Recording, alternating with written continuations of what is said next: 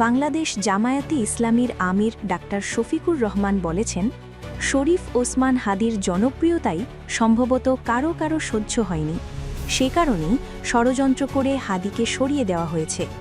তবে বিপ্লবীদের হত্যা করে তাদের চেতনাকে দমন করা যায় না, বরং তা আরও বিস্তৃত হয়। ২১ ডিসেম্বর রোববার ফজর নামাজের পর শরীফ ওসমান হাদির কবর জিয়ারত শেষে তিনি এসব কথা বলেন।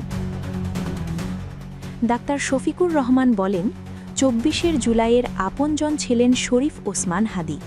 তিনি আজীবন ইনসাফ, স্বাধীনতা ও সার্বভৌমত্বের কথা বলে গেছেন।